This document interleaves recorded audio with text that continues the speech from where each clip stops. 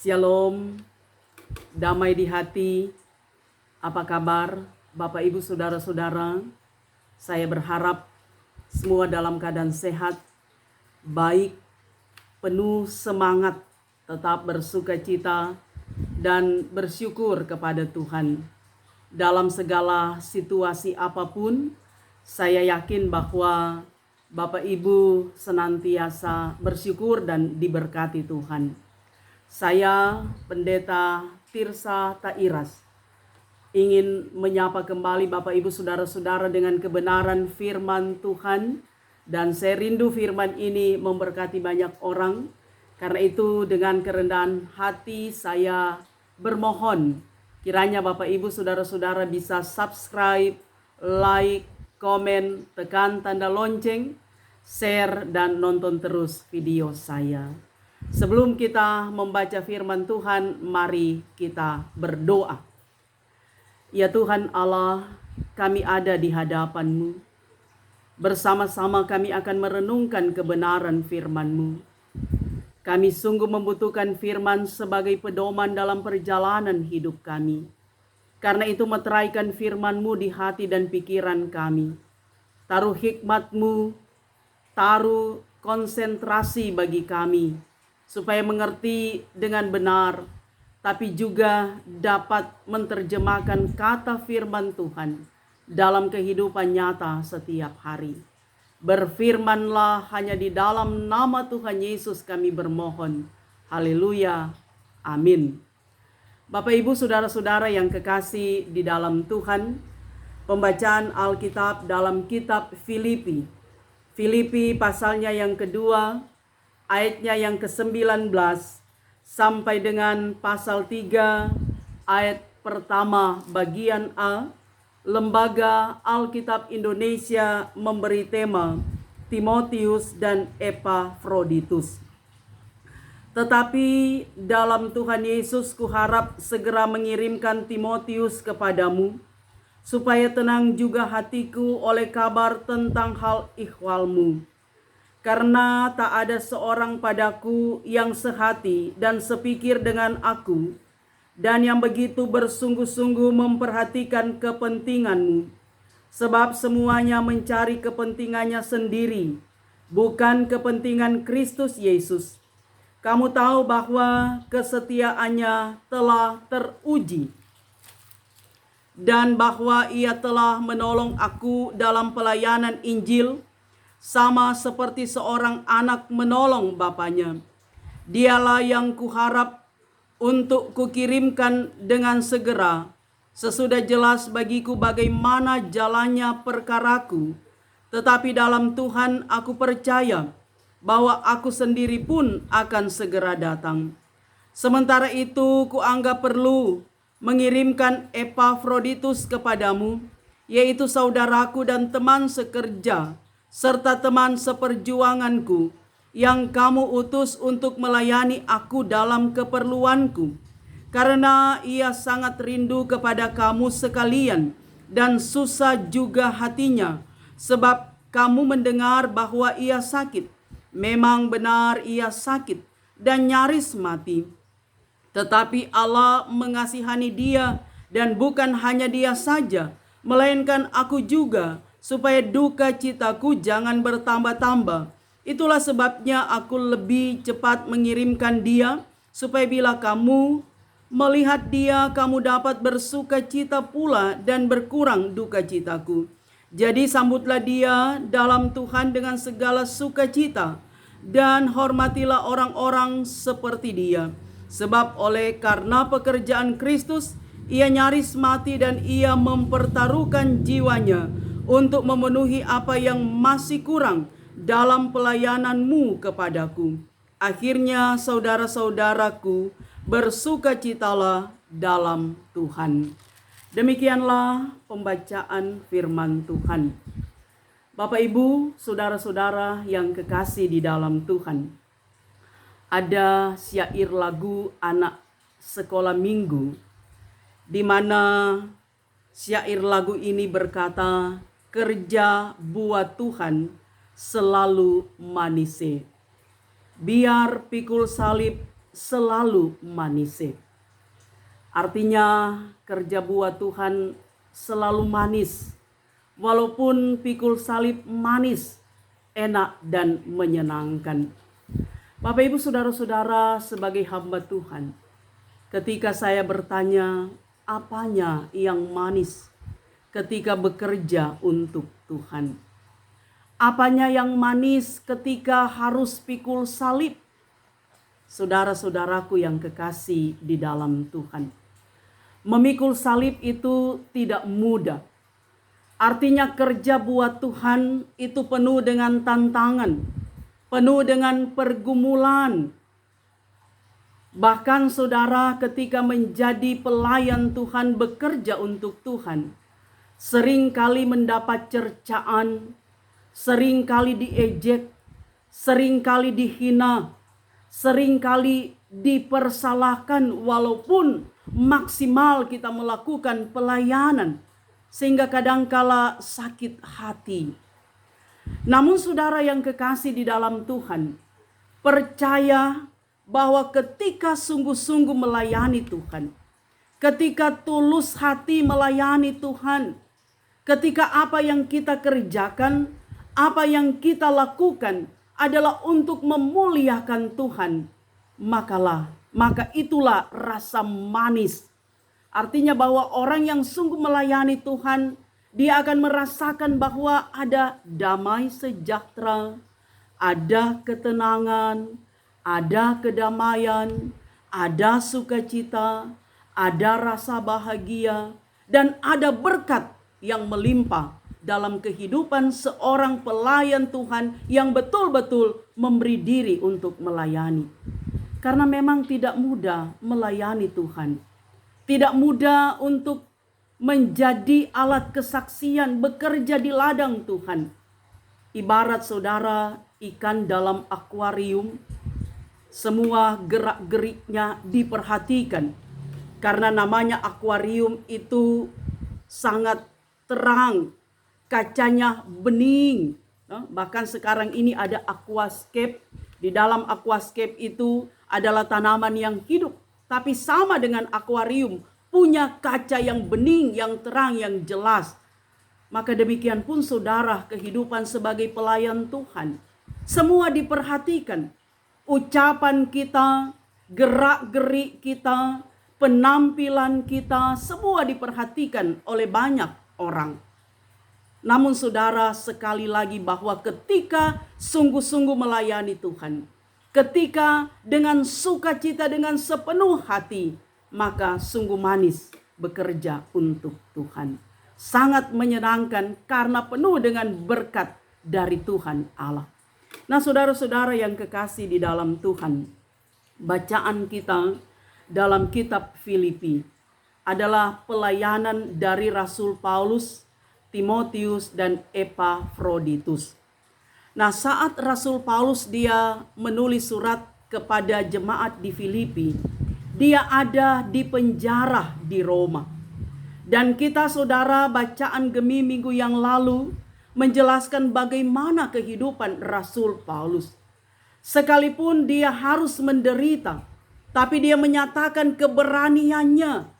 Bukan saja berani karena dia punya kewarganegaraan Roma, tapi dia berani bersaksi tentang Yesus Kristus.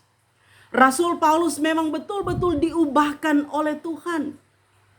Dia diproses oleh Tuhan sehingga dia bertobat, memberi diri seutuhnya untuk Tuhan. Dia melayani, sekalipun dia harus menderita, sekalipun dia harus disiksa, dan sekalipun dia harus dipenjarakan. Tapi komitmen pelayanan Paulus begitu kokoh bahwa Yesus dimuliakan dalam kehidupan Rasul Paulus. Nah karena itu saudara, ketika Paulus ada di penjara di Roma, walaupun dengan tulisan-tulisan hanya dengan surat, tapi firman itu tidak terpenjara. Berita sukacita tetap disampaikan. Berita baik, kabar baik itu tetap diberitakan oleh Rasul Paulus melalui utusan-utusannya. Karena itu saudara, kita melihat bahwa Rasul Paulus dia terus memberikan penguatan-penguatan kepada jemaat. Kalau kita menyaksikan saudara, penguatan atau support firman yang disampaikan oleh Paulus kepada jemaat Filipi.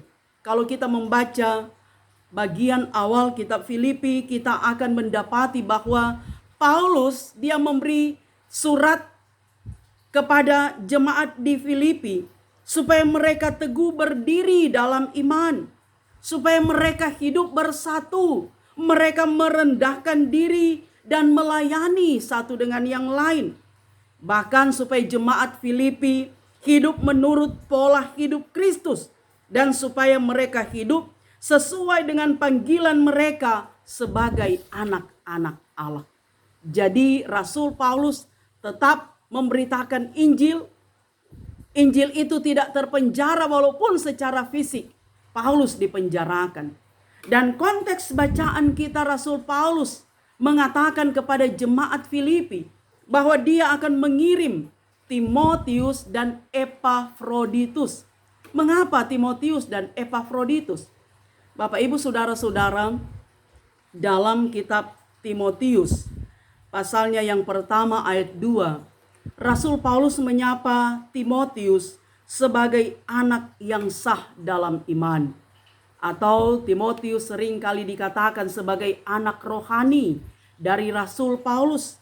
Karena sebagaimana arti nama Timotius adalah orang yang menghormati Tuhan. Maka Timotius walaupun dia masih muda, dia sangat menghormati Tuhan. Menghormati Rasul Paulus sebagai senior dalam pelayanan. Bahkan Timotius yang muda, dia sungguh-sungguh memberi hidupnya untuk Tuhan. Karena memang juga saudara, Timotius, kehidupan keluarganya adalah keluarga yang takut akan Tuhan. Keluarga yang betul-betul mengasihi Tuhan. Dikatakan bahwa dalam 2 Timotius 1 ayat 5, nenek Timotius yang bernama Lois, ibu Timotius yang bernama Eunike, mereka mewariskan iman kehidupan yang benar terhadap Timotius, bahkan mensupport Timotius untuk melayani. Karena itu Timotius yang muda, tetapi dia betul-betul memberi hidupnya untuk Tuhan. Bahkan Paulus katakan, jadilah teladan dalam perkataan, dalam sikap, dalam perbuatan. Walaupun engkau masih muda, supaya orang tidak mempermudah engkau. Artinya orang tidak akan pandang enteng terhadap Timotius. Bahkan saudara, Timotius dianggap Rasul Paulus sebagai orang yang jujur, orang yang dapat dipercaya, orang yang betul-betul melayani dengan sungguh-sungguh. Karena itu Rasul Paulus tidak ragu mengirim Timotius kepada jemaat di Filipi agar supaya dia terus melanjutkan pekerjaan pelayanan dari Rasul Paulus memberitakan evangelion, kabar sukacita. Nah, saudara-saudara yang kekasih di dalam Tuhan, kemudian lagi dikatakan Paulus mengirim Epafroditus. Epafroditus dia bukanlah seorang rasul seperti Timotius dan Rasul Paulus. Epafroditus dia adalah orang Makedonia dan tinggal di Filipi. Kita tahu bersama bahwa jemaat Makedonia adalah jemaat yang kaya hati. Artinya jemaat yang betul-betul mengasihi Tuhan, yang hidup dalam kasih satu dengan yang lain, yang banyak membantu jemaat-jemaat pada waktu itu. Nah, saudara-saudara, Epafroditus dia hanyalah seorang suruhan atau seorang kurir, di mana jemaat Filipi menyuruh Epafroditus untuk membawa keperluan Rasul Paulus yang ada di penjara di Roma. Bayangkan saudara, Filipi ke Roma itu harus ditempuh dengan jarak yang jauh. Tapi semangat dari Epafroditus itu luar biasa untuk melayani Rasul Paulus. Bahkan untuk mencukupkan semua kebutuhannya ketika Paulus ada di penjara. Karena itu saudara, Rasul Paulus katakan bahwa Epafroditus adalah saudaranya, adalah teman sekerjanya, adalah teman seperjuangannya. Dan orang-orang seperti ini harus dihormati, harus dihargai, karena betul-betul memberi diri untuk pelayanan. Apalagi saudara, dikatakan Epafroditus ketika ada di Roma melayani Paulus, dia sampai sakit, bahkan nyaris mati. Tapi semangatnya tidak pernah kendor. Dia tetap semangat melayani. Karena itu saudara, Tuhan memperhatikan Epafroditus. Tuhan memberikan kesembuhan kepada dia. Oleh karena itu Rasul Paulus berkerinduan supaya Epafroditus juga dikirim kembali ke jemaat Filipi. Dan di akhir bacaan kita saudara dikatakan bahwa jemaat Filipi harus dengan sukacita menerima hamba-hamba Tuhan ini, baik Timotius maupun Epafroditus. Bahkan jemaat terus bersukacita dalam segala situasi yang terjadi pada waktu itu. Nah, Bapak Ibu saudara-saudara yang kekasih, dari bacaan kita ini kita diingatkan sebagaimana tema ibadah melayani demi kepentingan Kristus. Ketika kita melayani dengan sungguh, maka itulah yang saya katakan tadi. Sungguh manis, sungguh enak, sungguh menyenangkan, karena berlimpah sukacita dan damai sejahtera di dalamnya. Karena itu saudara, kita diingatkan bahwa melayani Tuhan harus sungguh-sungguh. Melayani Tuhan jangan setengah-setengah. Melayani Tuhan harus serius 100%. Melayani Tuhan harus tulus. Sebab orang kalau melayani Tuhan tidak sungguh-sungguh, ketika berhadapan dengan tantangan, dengan onak dan duri, dengan masalah, pasti akan mundur, akan kalah sebelum berperang. Ketika tidak sungguh-sungguh atau setengah hati. Tetapi orang yang sungguh-sungguh melayani Tuhan, apapun tantangan, apapun masalah, apapun problem dalam pekerjaan pelayanan, dia punya keberanian dan selalu minta hikmat pertolongan Tuhan sehingga mampu menghadapi semua tantangan yang ada. Karena memang sungguh-sungguh. Orang yang sungguh-sungguh diberikan kekuatan, diberikan hikmat, bahkan diberikan senantiasa kesehatan oleh Tuhan melayani. Karena memang itulah pekerjaan pelayanan tidak mudah. Tapi sekali lagi bahwa ketika serius sungguh-sungguh melayani Tuhan, seperti Paulus, seperti Timotius, seperti Epafroditus, maka berkat Tuhan itu sangat-sangat luar biasa. Kemudian saudara yang kekasih, melayani Tuhan jangan egois. Melayani Tuhan jangan mementingkan diri sendiri. Sebab kalau egois mementingkan diri sendiri, maka orang menganggap bahwa pelayanan itu adalah untuk mencari keuntungan, mencari popularitas, mencari jabatan. Tidak demikian. Sebab melayani Tuhan, subjeknya adalah Tuhan. Sumber tujuan pelayanan adalah Tuhan Yesus sebagai kepala gereja. Dan kalau melayani dengan egois mementingkan diri sendiri, orang akan menjadi angkuh. Rasa-rasa pelayanan itu adalah miliknya sendiri, milik keluarganya sendiri. Tapi saudara, ketika melayani Tuhan tidak egois, tidak mementingkan diri sendiri, maka seorang pelayan itu dia akan peka terhadap keadaan jemaat. Dia akan melayani dengan penuh kasih, dengan penuh perhatian. Karena percaya bahwa pelayanan itu bukan untuk dirinya, bukan untuk manusia, tapi untuk Tuhan. Karena itu saudara, layanilah orang. Banyak itu dengan kesungguhan hati, dengan kerendahan hati, bukan dengan egoisme atau mementingkan diri sendiri. Kemudian saudara, melayani Tuhan rela berkorban dalam situasi kondisi apapun. Kita sadar bahwa setiap manusia punya kelemahan. Setiap manusia itu punya keterbatasan. Namun saudara, kita percaya kalau kita mempertaruhkan, menyerahkan hidup kita totalitas untuk Tuhan, Tuhan tidak akan pernah membiarkan kita dalam situasi apapun. Ada teman saya pendeta katakan begini, bahwa kalau dia sakit dan sakit itu tidak membuat dia terlalu parah, artinya dia katakan kalau dia masih bisa berbicara, dia masih bisa berjalan, dia masih bisa berdiri, maka walaupun sakit itu tidak akan menghalangi, dia akan terus melayani. Nanti dia tidak dapat berbuat apa-apa, baru dia tidak akan melayani. Oh, sungguh luar biasa, saudara. Sama dengan Epafroditus. Dia sakit, nyaris mati, hampir mati, tapi semangat melayani tetap berkobar. Tuhan menyembuhkan dia. Karena itu saudara, kita percaya situasi apapun yang kita hadapi, selama kita masih kuat, selama kita diberikan kesempatan oleh Tuhan, layanilah Tuhan. Layanilah orang lain dengan sungguh-sungguh, dengan kasih, dengan tulus, dan tidak mementingkan diri kita sendiri. Sebab Tuhan dipermuliakan dalam setiap kerja pelayanan kita. Karena itu memang tidak mudah menjadi pelayan Tuhan. Dalam Matius 10 ayat 6 dikatakan, "Lihat, aku mengutus kamu seperti domba ke tengah-tengah serigala.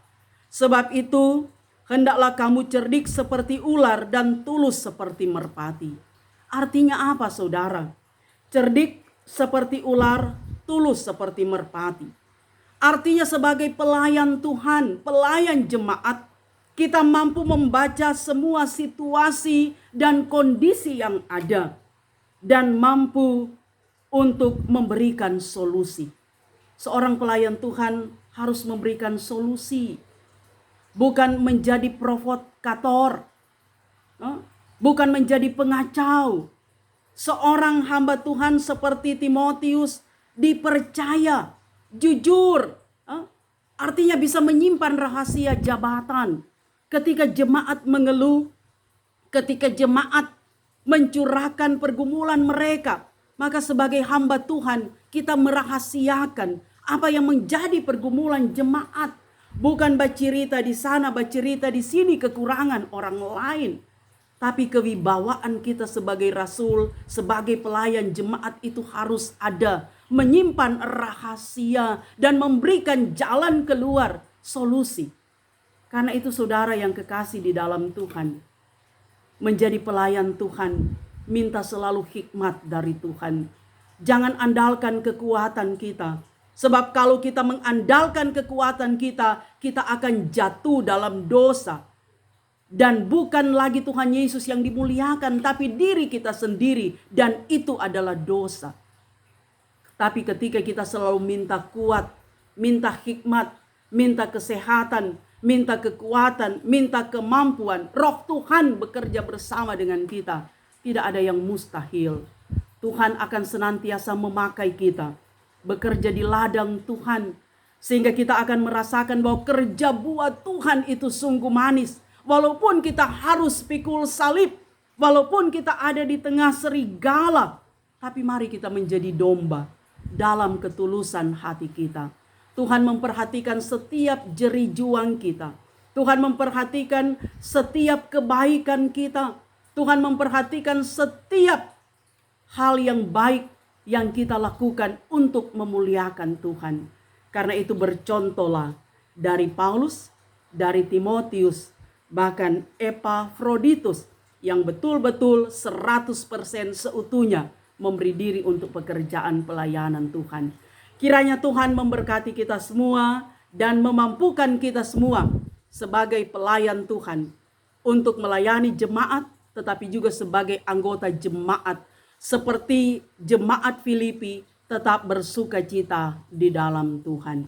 Tuhan Yesus memberkati kita semua. Amin.